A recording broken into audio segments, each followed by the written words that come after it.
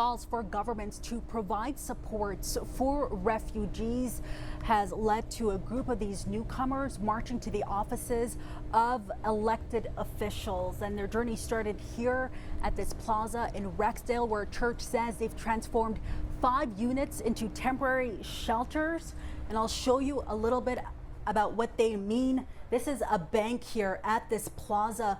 The front of this bank, there are mattresses here, luggage pieces here, and it's like this throughout the space. The shelter says that they've been providing these supports on their own without the help of governments, and they're saying all 3 levels of government have abandoned them. We need help! We need help! In this crowd, newcomers to Canada pleading for housing outside MP Christy Duncan and Ontario Premier Doug Ford's offices in North Etobicoke. We need the government to step in. Winter is coming, save us! Among those unhoused and marching today, a 24-year-old nurse from Uganda, hoping to continue working in Canada. I have nothing back home. An architect from Ethiopia seeking asylum. I had to bribe my way out of the country to be here, to be safe. A 10-minute walk from the Premier's office is where 145 refugees have been living, inside several units at a strip mall, sleeping on mattresses.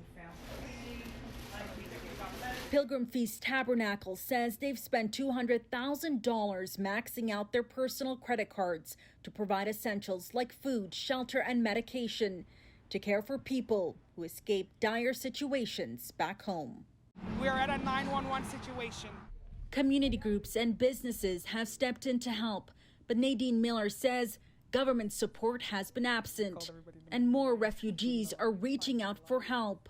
The church is frustrated with what they say is political finger-pointing. Winter is coming.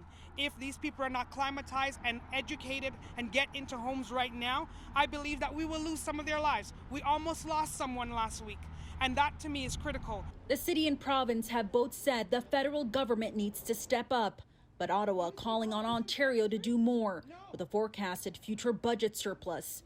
The feds committing $97 million to provide interim housing to Toronto's asylum seekers. But City Council says that money isn't enough to cover existing refugee claimants in the shelter system.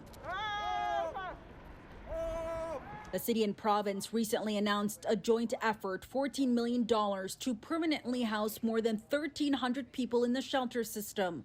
And Mayor Olivia Chow says she's also asked the city manager to explore how they can support churches helping newcomers.